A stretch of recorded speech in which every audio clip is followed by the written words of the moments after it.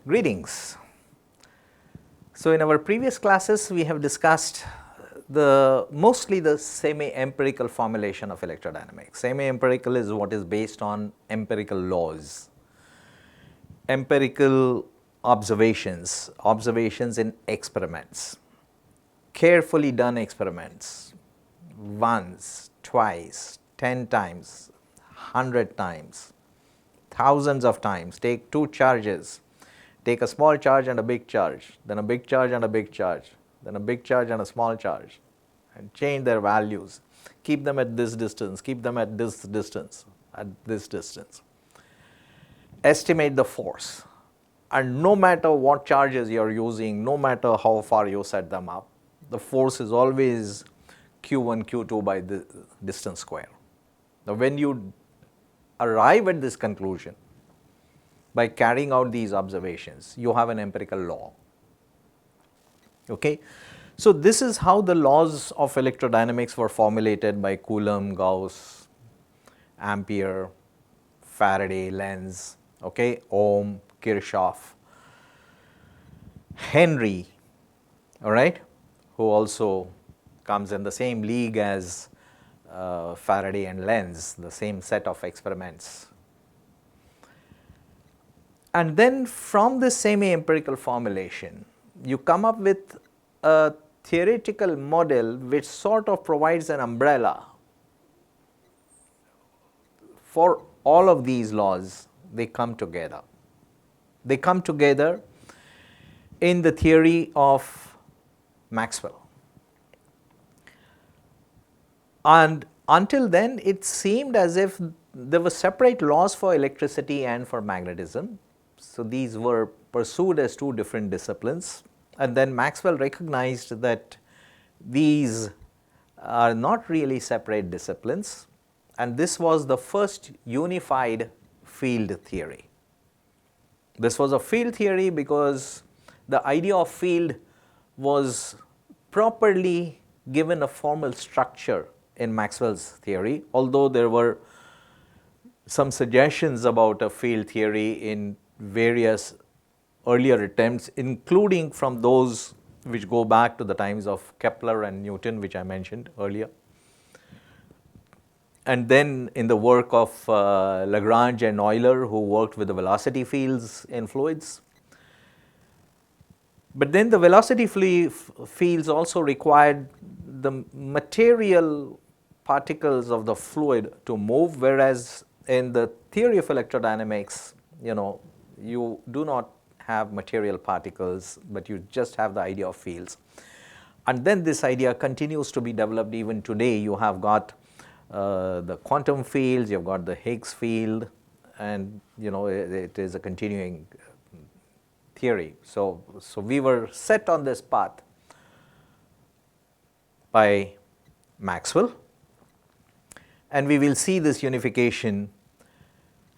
And the idea to develop an umbrella theory is to be able to, the primary objective of course is to understand physical observations and then also be able to make predictions. And these predictions are important because if the theory can make predictions which are verified in the laboratory, then of course the theory is correct. In case a single experiment is done anywhere in the world which is not consistent with a theory, then you have to correct the theory, you have to modify it, and sometimes you even have to replace it, which is how the non-relativistic theory had to be replaced by the relativistic theory. The classical mechanics has to be replaced by quantum mechanics and so on, right? So you have to do that. It does not mean that the theories which are replaced are totally incorrect and not worth learning. They are very much worth learning because they provide excellent approximations to the correct theories. That is number one. And they also help us build the vocabulary and build the concepts in our minds, which continue to remain important as you replace these theories by more appropriate theories, including the quantum and relativistic theories. So classical mechanics is extremely important. It's not something that you learn and then dismiss by saying that, okay, this is not correct anyway. It's not like that. It provides the whole framework of understanding quantum theory, which takes you beyond the classical ideas to more accurate explanations, which become absolutely necessary in several situations. So, what we have so far learned, let me quickly revisit some of these ideas. We have seen these laws to operate in steady state electromagnetism, right? Steady state when the physical quantities do not change with time, all right? And I include things like what happens when you place a conductor in an electric field, because sure enough there is a reorganization of charges, and that takes place over a passage of time, obviously, because the charges have to move around. That takes time, but the time is so short that we are not considering what happens during that extremely tiny time interval. We have discussed phenomena which take place after the equilibrium is quickly attained, after the reorganization is attained, and then we have a steady state, all right. So, it is this steady state electromagnetism that we have discussed, and you have got these relations both in the differential form and also in the integral form, which are completely equivalent to this, to the differential form. And we can use things like the Kelvin-Stokes theorem to write the surface integrals as line integrals and so on. So, all of these things are known to you, and this is what we have discussed early on. So, these are the equations which eventually get incorporated in Maxwell's equations, but Maxwell's equations are more than this, as you will see. You also need to know how matter responds to fields. So, there is some stimulus response mechanism which exists, and this is contained in what are known as constitutive relations, which are a separate set of laws separate from Maxwell's equations. Maxwell's equations give you the divergence and the curl of E and B. In addition to this, to be able to do electrodynamics, you need the constitutive relations, and J equal to sigma E, the Lorentz force law is one of those, right. This is the stimulus response or the cause effect kind of relationship, and this is why Feynman calls it as Newton's law of electricity, not in the sense that it accounts for change in equilibrium, but it accounts for what happens when there is a certain stimulus. So, when there is a voltage difference, a current is set up, okay. So, V equal to I times R, which is the Ohm's law, is a stimulus response mechanism, that you have a voltage difference which is V, and that is responsible for setting up the current which is I, and the relationship between them is V is equal to IR. So, this is a stimulus response kind of relationship, which is why Feynman calls it as Newton's law of electricity. So, this is the Ohm's law, and obviously you have a DC circuit in this. So, you have got a battery, and in this circuit over here you will have the Ohm's law to be valid. You also have the Kirchhoff's laws, all right, which tell you that the sum of the currents at a node go to 0, and that the sum of the voltages in a closed loop also goes to 0. So, that takes care of the polarity of the source of battery and the differential voltage which is responsible for the passage of a current. Okay, so, these are the two Kirchhoff's laws. If you think about the Kirchhoff's law in an inverse manner, you recognize that if there is no source of battery, there would be no current. Okay? If there is no chemical reaction which is driving the currents. So, in the battery you have got a chemical reaction, as a result of which there is a passage of the ions in the battery, right. And I am using the terminology which belong to the time of the experiments in electricity which were done by Ohm and Kirchhoff, right? If there is no battery, there would be no current. Now, if you look at this circuit in which you have got a closed circuit, you have got an ammeter which senses a current. The ammeter would kick if there is a current flowing in it, and you place this circuit in a region of magnetic field which is the shaded area in this figure, and the direction of the magnetic field is into the plane of the figure. So, you see the tail of the arrow, all right, and you do not expect any current to flow in this because there is no source of battery, okay, and sure enough the needle does not deflect. So, this is what we would expect, and this is what happens. If you do the same experiment in which you have the segment PQ in this figure to be movable.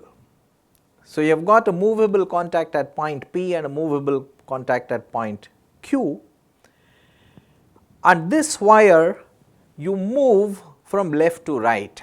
That is what is shown by this arrow over here. You can move it toward the left as well, but I am considering a movement toward the right. And if you move it to the right, then what is going to happen is that a charge in the segment PQ is going to be dragged to the right. So, it picks up a velocity to the right, and then it will be forced to move in the direction of V cross B. And because it is forced to move in the direction of V cross B, a current is set up, okay, and the ammeter kicks in. Now, this is really amazing because on the bottom right of this you have got the Kirchhoff's law, which tells you that if there is no voltage source, that if there is no battery, there cannot be any current. And now we do not have any battery, but we do have a current, and we are able to account for it by invoking the constitutive relation, which is the Lorentz force. Okay? So, now we do another experiment in which we will not move the circuit. So, this particular source of voltage difference that we just now talked about is an electromotive force. It is really not a force because it is the voltage difference delta V which makes a current flow in the circuit, like V is equal to IR in the stimulus response, Newton's law of electricity spirit, right. In that sense of the term, it is the voltage differential which is really the work done E dot dl in carrying a unit charge from point A to point B. It is actually work done, it is work, it is energy difference and not really a force. It will not have the dimensions of force. The dimensions of force are the dimensions of dP by dt, right, which is mL t to the minus 2, right, dP by dt, whereas this is delta V, it will have the dimensions of work done. So, it is really not a force, but it is called as a force in the sense that okay, it makes something happen, and that is the way this term was used and it has got stuck. So, it is called as motional EMF. Why?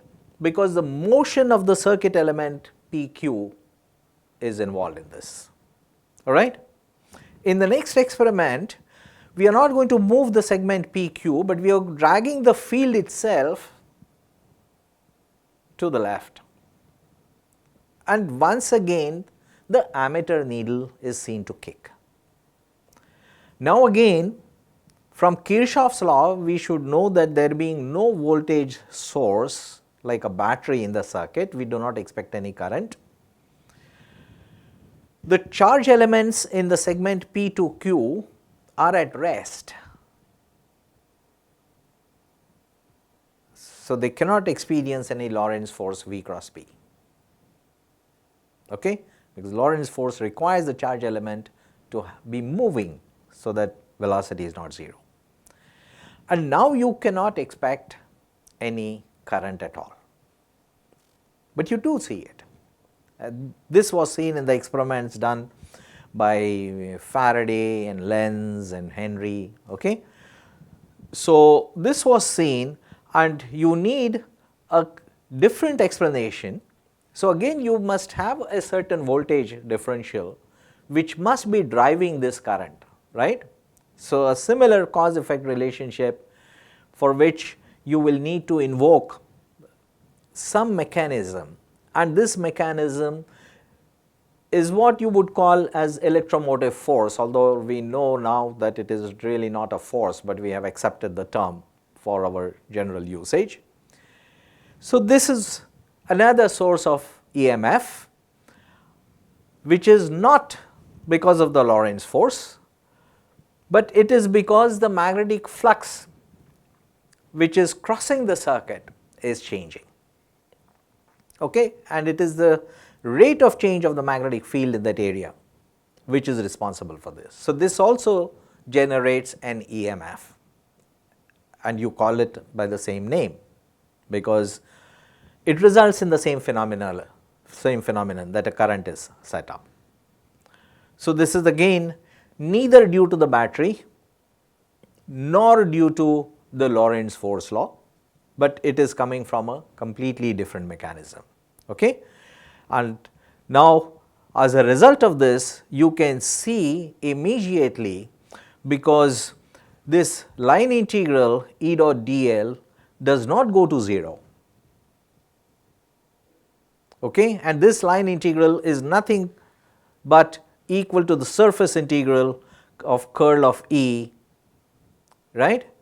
And if you now look at these two sides of the equation, then you find that the electric intensity field is not irrotational, but it is equal to minus del B by del T, because the integrands of the two surface integrals have to be exactly equal. They are definite integrals over exactly the same surface, okay. Not only that, if you neither move the field nor the circuit, you still have the same result. If you change the magnetic field as a function of time, you have got some mechanism, you may have an electromagnetic magnet, all right, or you may generate a magnetic field between two poles of a bar magnet and you move them around, right, and you can do it in so many different ways. And if you change the value of the magnetic field and move neither the circuit element nor the magnetic field itself, neither the position of the magnetic field, but you just change its magnitude, even then you have an EMF which is set up, which is again called as EMF because it has the same result, okay. So, it is a changing magnitude of the magnetic field which is responsible for this, and that also generates an EMF. So, now you have got these two amazing situations, one on the left half of this figure and the other on the right half of this figure. On the left half you have to invoke the Lorentz force law, and on the right you are invoking the Faraday-Lenz empirical law, okay. And as I mentioned in an earlier discussion, Feynman exclaims that no other place in physics, there is no other place in physics where such a simple and accurate general principle requires for its real understanding an analysis in terms of two different phenomena. The two phenomena are completely different. One is the Lorentz force, in which a charge must have a certain velocity, without which it cannot encounter this force. The other is a force rather there is a voltage difference which pops up on account of the changing magnetic field, and this changing magnetic field results in a potential difference, and that potential difference is what drives the current. So, these are completely two different phenomena, and you have the Faraday-Lenz Maxwell law that there is an EMF which is set up, which is given by this E dot delta L, right, which is the energy required to move a charge over a closed loop, a unit charge over a closed loop, and you can write this as a surface integral as well. And this law is valid for any kind of circuit element. It does not have to be just a rectangular circuit that we considered in the previous example, but it can be a circuit of any arbitrary size and shape as long as it is a closed loop. You just take a conducting wire, all right, and move it in a magnetic field, and the magnetic field can have any kind of orientation. It has got a parallel component which is in the plane of the figure and an orthogonal component which is perpendicular to the plane of the figure. No matter what direction the magnetic field has, if you just take a closed wire and move it in a magnetic field, a current is set up in that. Okay? Now, this is really amazing, and this is similar to the Ampere's law in one sense. Ampere's law, we saw that the curl of the field B is equal to mu 0 times J. We showed it first for an infinite straight wire, and then we took the Biot-Savart law and arrived at the same result no matter what the shape and size of the current was. It did not have to be an infinite straight wire. Okay? So, for any arbitrary geometry, now this is what makes it a law. If it is valid for just one particular case of infinite straight wire, it is not really a law. But then if it is valid for no matter what is the shape and size of the current loop, then it becomes a law, because you can apply to everything else. Like Coulomb's law becomes a law not just because you have two equal charges of the same magnitude, you may have unequal magnitudes, unequal signs, but the law is the same, which is that the force goes as Q1 Q2 by distance square, right. So, it becomes a law when it is general. So, the generality is an essential feature of any law, and this is why the Biot-Savart Maxwell law becomes a law, and these are valid for any geometries. So, we will quickly convince ourselves that this Faraday-Lenz law, or which we will incorporate in the scheme of Maxwell's equations, is a general law. So, we take a circuit element which is around this, all right, and there is this, it encloses a certain surface which is shown by this patch, yellow patch, right, and we move this orthogonal to the plane of the figure into the plane of the figure, right. So, you will see the tail of its movement, right, which is shown by this cross arrow, right, and it is moving in a region where there is a magnetic field which has got some arbitrary direction, it does not matter, but whatever its direction is, you can always break it up into a component which is parallel to the plane of the figure and another which is orthogonal to it, right. You can just decompose the vector, and you have this movement of the circuit element, and then ask what is going to happen. So, what happens is, we can figure out what is going to happen if we consider what we already know so far, that what we are going to do is to consider a ribbon between the two positions of the moving surface. So, you have got the surface which is in front of the plane of the figure and another position of the another orientation of the circuit element when it has gone through the plane of the figure and goes to its backside, right. So, those are the two positions, and between these two positions there is a ribbon which encloses it. So, it is just a mathematical surface, all right. It is not a physical surface, it is just a mathematical surface, and that is what I am referring to as a ribbon. So, this circuit is moved at a velocity v. So, it crosses the distance v into delta t, all right. And if you take a small strip on this ribbon, it has got a dimension delta L, which is shaded in red. So, that is the geometry we are considering, right. It is mostly mathematical objects. The only physical thing over there is this closed wire loop and the magnetic field in which it is moving. Everything else is just mathematics.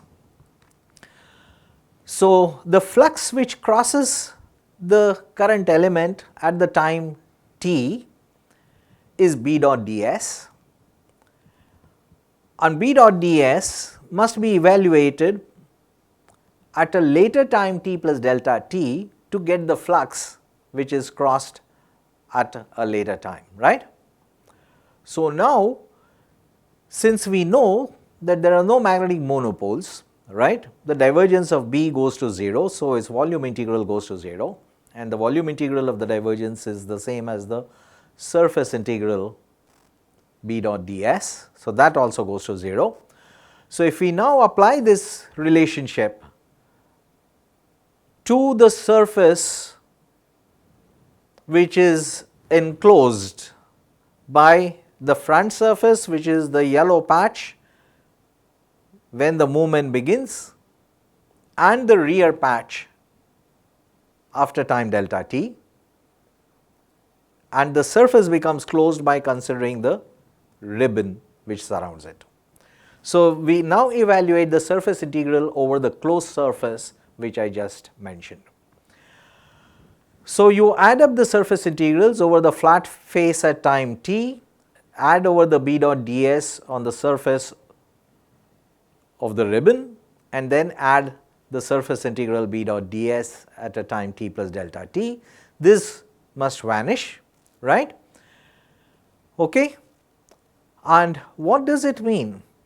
That this part and this part must be equal and opposite, because the unit normals to those surfaces are exactly opposite, and if you go infinitesimally close to that, right, you will have just the opposite contributions.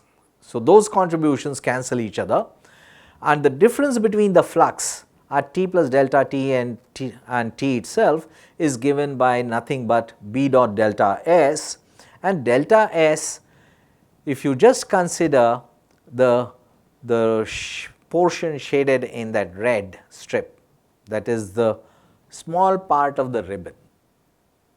So, over this it is V delta t into delta L. So, that is the area of that shaded part, which is one side multiplied, which is V delta t, multiplied by the other, which is delta L.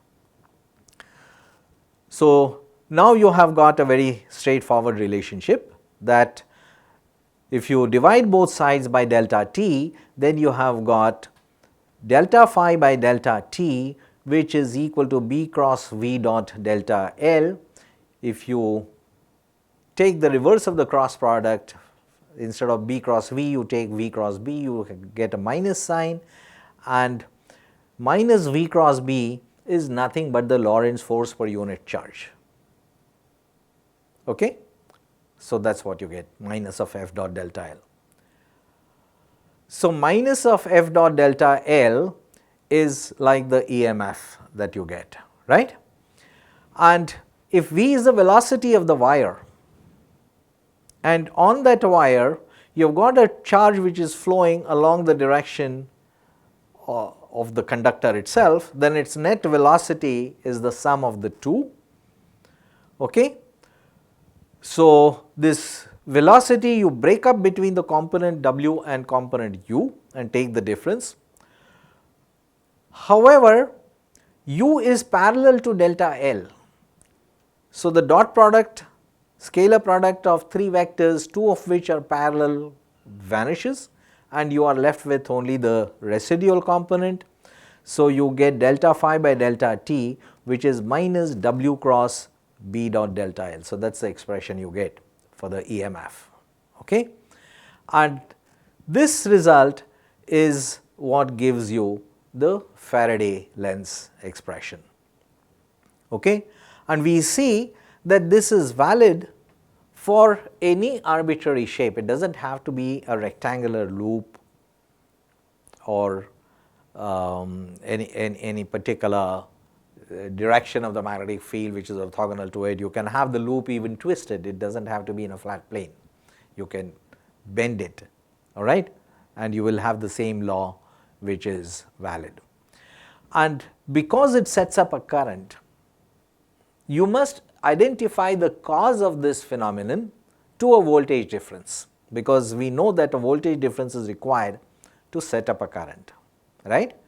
So, this cause is what you call as the EMF, and this is the motional EMF. It is not a force, it is a potential difference. Okay? So, this is the Faraday lens law. So, these are valid for every general case. It is not valid just for a particular geometry. This is the point that I was emphasizing, and that is really what makes it a law.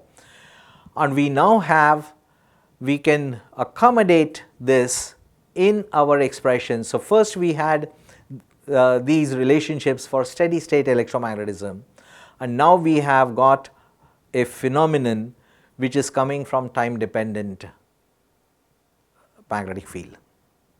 So, the curl E is no longer equal to 0, it is equal to 0 if B is independent of time, but not otherwise. Okay?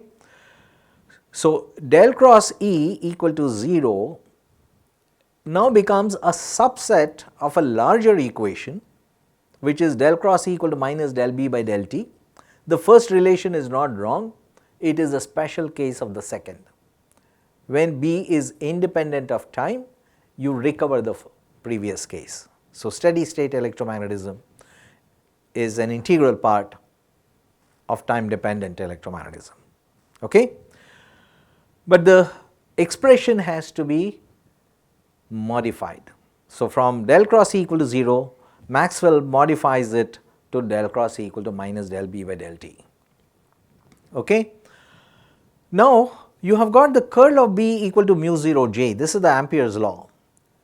We have convinced ourselves that it holds for an infinite wire. We have also convinced ourselves that it holds for a current in any closed circuit, no matter what its shape is, no matter what its size is, whether it is in a plane or it is twisted, as long as you have got a current flowing, then the curl of the magnetic field is always equal to mu 0 J. But if that is true, then its divergence must go to 0, right, because this is a vector identity that no matter what vector field you are talking about, okay, if it has got continuous derivatives, then its divergence of the curl must go to 0. So, now you have got two expressions for curl, one for curl of E and the other for curl of B. So, let us check if the divergence of both of these equations, both of these curls go to 0.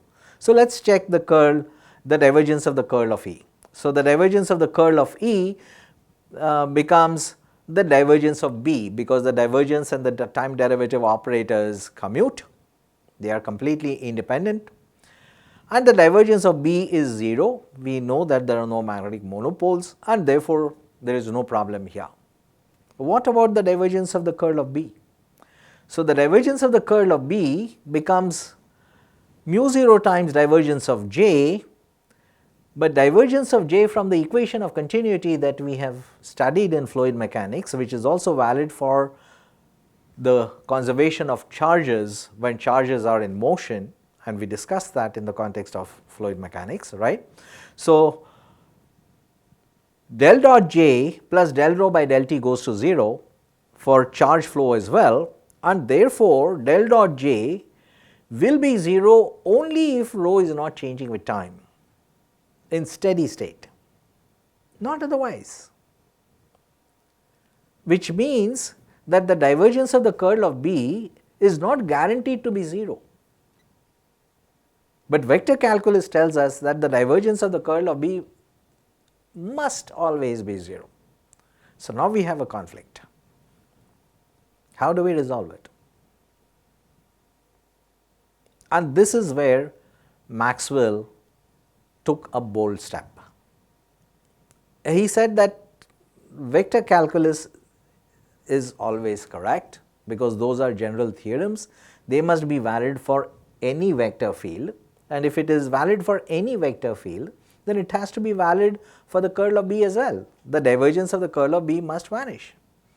And what is not making it vanish is that the divergence of J is minus del rho by del T. So, curl of B cannot be given simply by mu 0 J. There must be a compensating term which will kill this. Okay?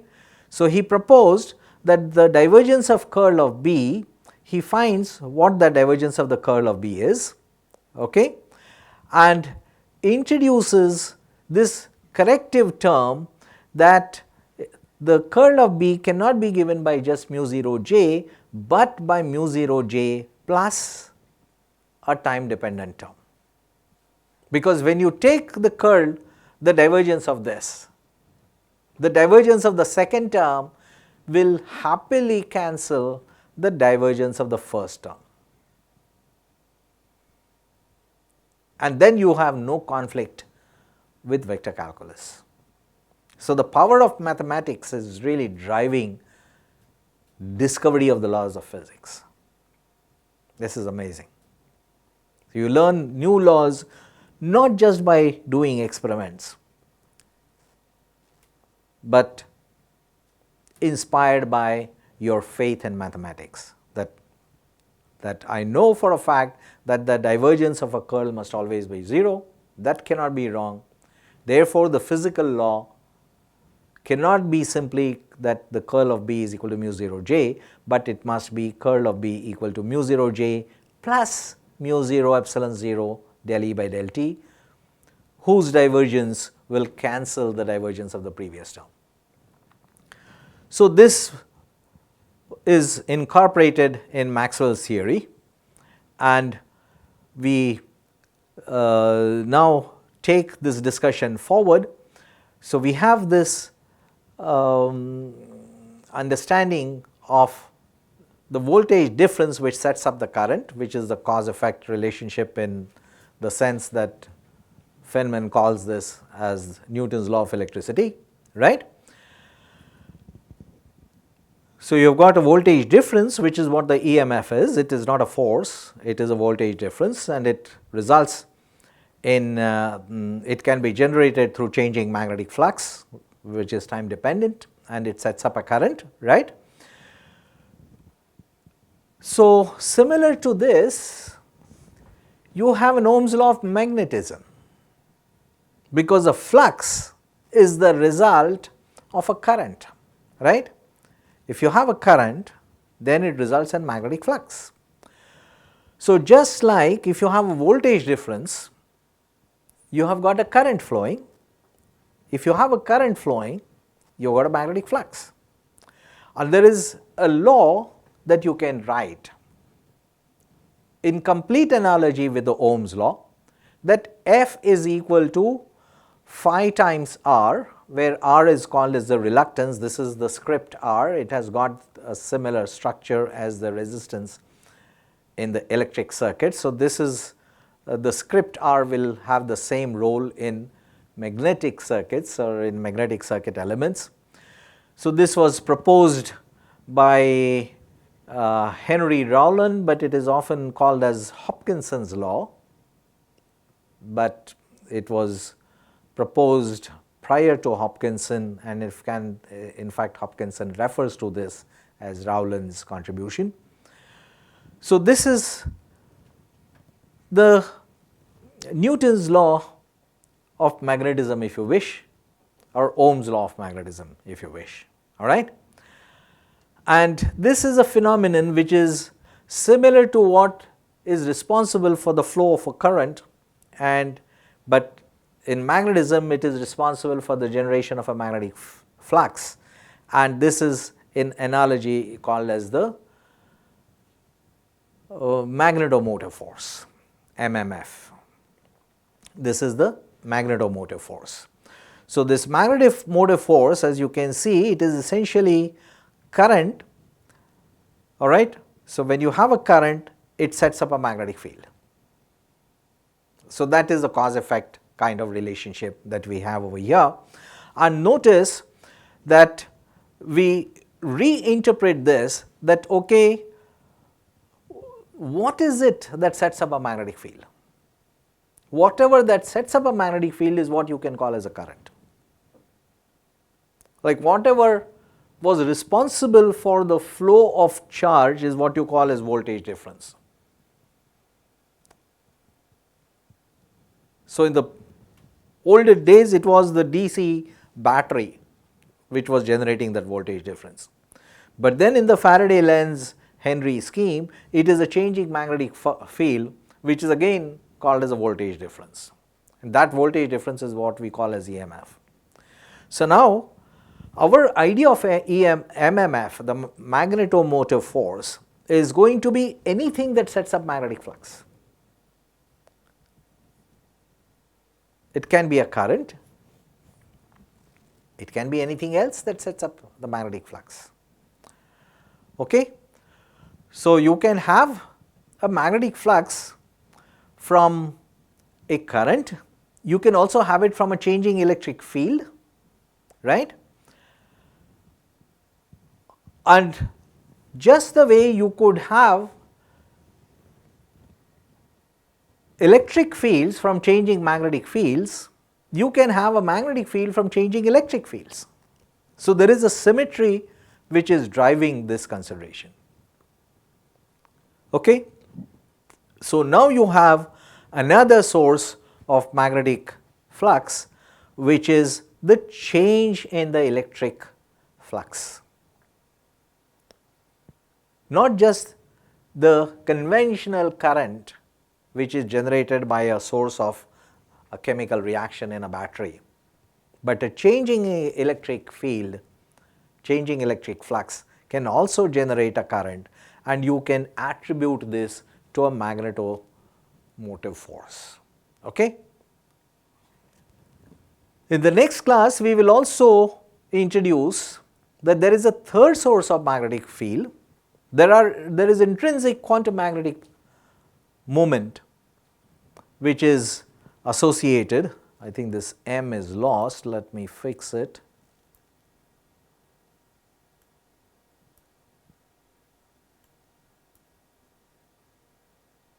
Oh, it is gone behind this, I think, so let me bring this to the front.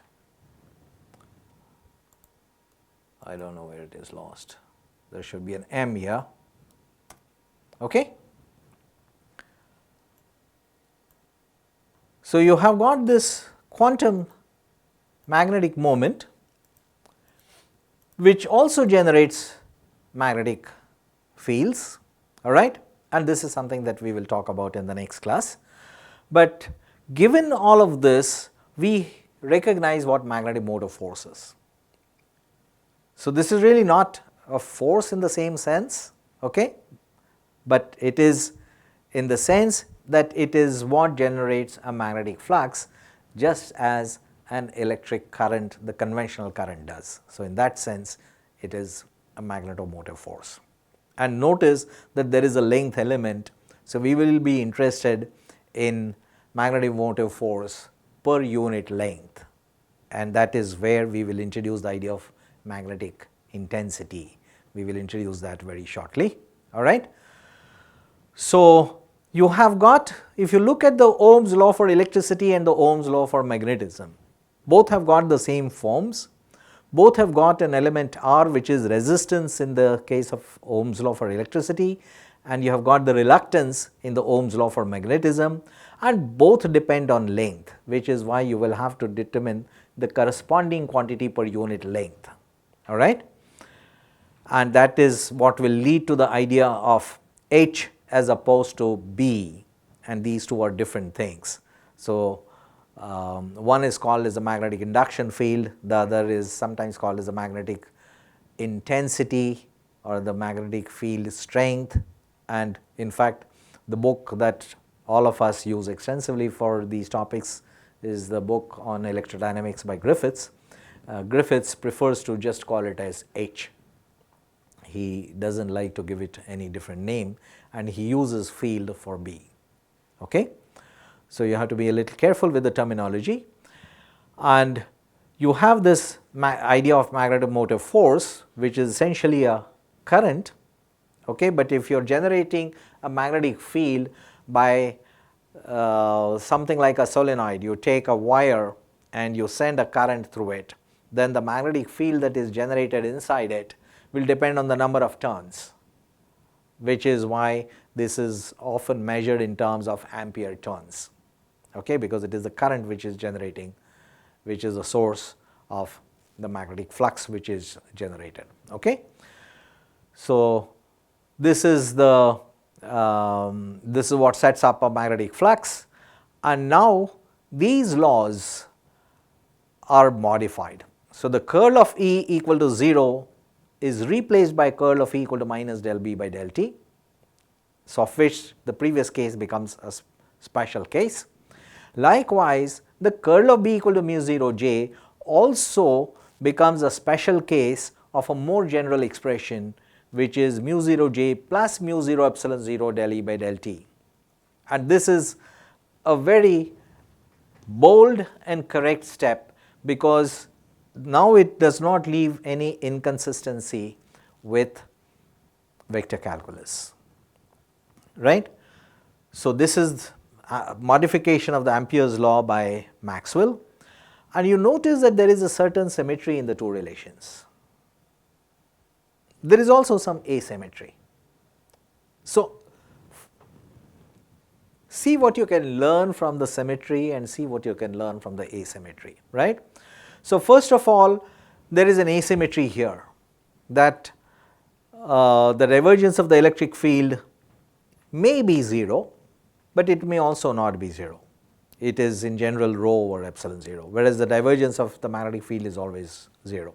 So, the asymmetry suggests that there are no magnetic monopoles, but Maxwell's equations will remain valid and intact even if you presume that divergence of B is not equal to 0. That will require you to discover a magnetic monopole. So, good luck for that. If you do that, yes, you will be a big name in physics, right. And Maxwell's equations do not prevent you from attempting that. Okay.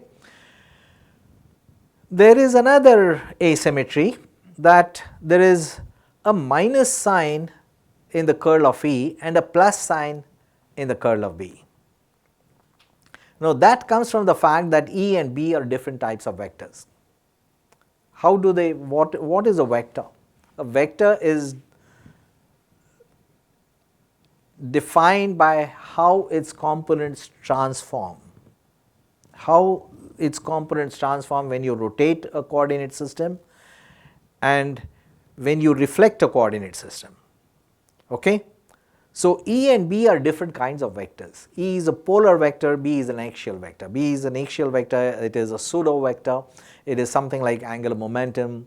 There are other pseudo vectors, like angular momentum, torque, there is the magnetic field, there is a magnetic moment, okay? The surface area elements, okay? These are all axial vectors.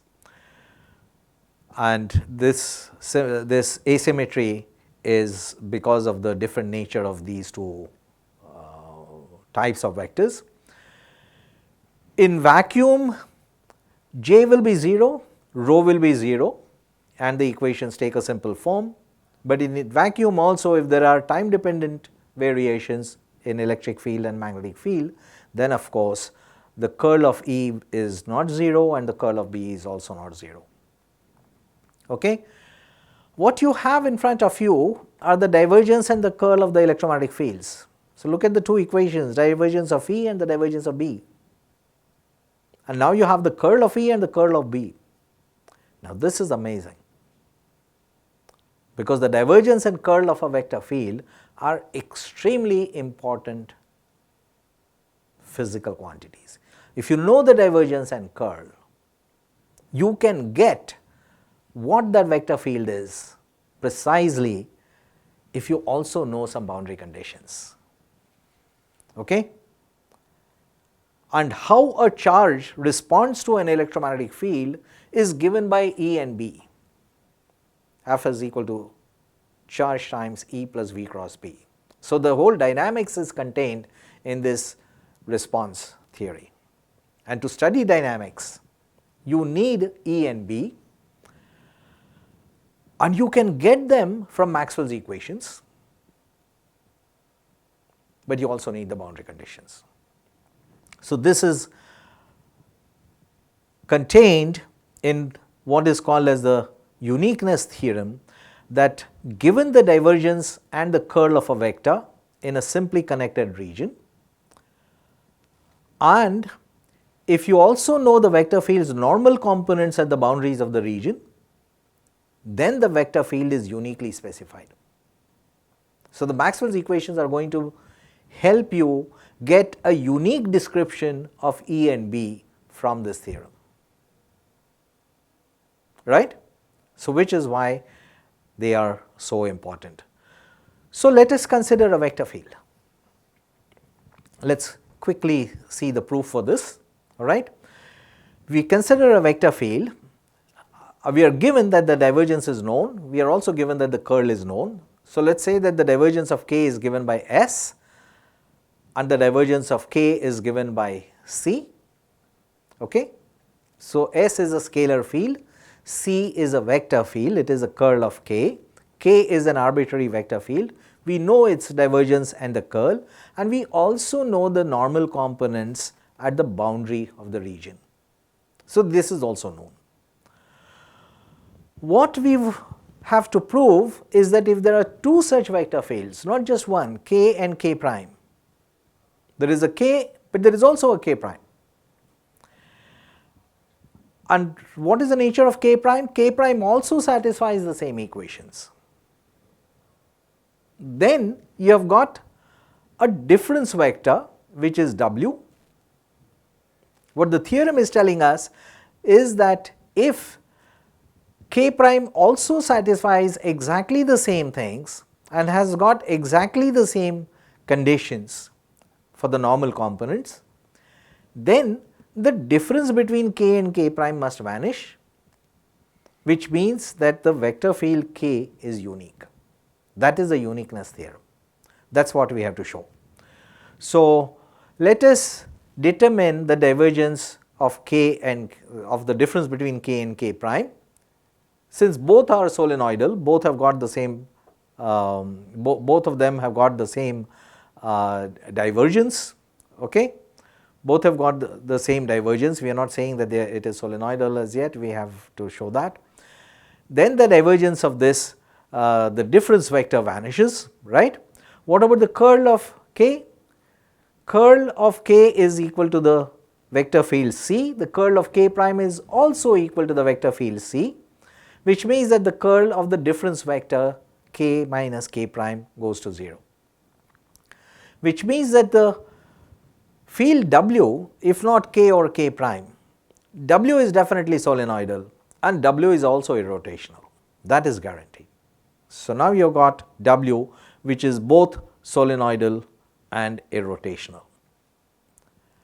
And let us consider an irrotational field, and in an irrotational field you write as the gradient of a scalar function, because the curl of a gradient is always 0. Since the curl of a gradient is always 0, you can express this irrotational field as the gradient of a scalar function psi, alright. And the normal components on the boundary of this will be W dot n, which will be the normal component of the difference of the two vector fields K and K prime, and this must vanish, right. So, now let us look at this relationship further, and I am going to invoke this result on the next slide. So, I have marked them with these asterisks. There is a 5-pointed star and a 4-pointed star. So, I am going to use both of these. Okay. So, we also know from vector calculus that if you have two arbitrary scalar fields, then you can take the divergence of the product of one of them with the gradient of the other, and you have got this vector identity. So, the corresponding volume integrals are equal, right, and the volume integral of the divergence of this is nothing but the surface integral, right, that we know from the Gauss's divergence theorem. So, now we have this relation, and F1 and F2 are two arbitrary scalar fields. You are free to choose them to be whatever scalar fields that you wish, as long as they are well behaved scalar fields, and you choose both of them to be psi. Which psi? Which is the same psi that you used earlier, all right. And you use this because nothing stops you from picking it to be that, and you just replace both F1 and F2 by psi, okay. And if you now put W equal to del psi, right, which is that 5-pointed asterisk that we had on the previous slide, then you have the normal component of psi times W perpendicular on the left hand side, and this is equal to these two terms on the right hand side, of which the first term is solenoidal. We have already seen that, because the divergence of W is the divergence of K minus the divergence of K prime, and we took K and K prime to be such that both of them have the same divergence. So, those two cancel each other. So, the first term vanishes. The second term is an integral of W square. It is a sum of W squares, the modulus square of W at every point. So, when the sum of the squares vanishes, the integration is nothing but the sum of the squares.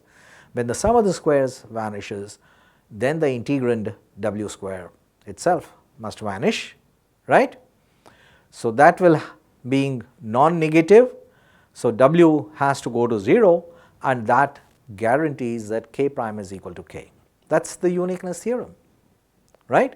So, essentially we have proved that if you know the divergence and the curl of a vector field in a simply connected region, and if you know the normal components at the boundary, then the vector field itself is uniquely specified, and that is what makes Maxwell's equations so important, all right. Because from the Maxwell's equations and from the boundary conditions, from the normal components of the boundary conditions, you can get E and B uniquely, and once you know E and B uniquely, you can set up the force equation dP by dt, because dP by dt is force, which is charge times Q into E plus V cross B. You know E, you know B, now you can solve the equation, no problem. Okay? Now you can do electrodynamics using Newtonian ideas. So, this is classical electrodynamics. Thank you very much. If there is any question, we can discuss, otherwise that is it for this class.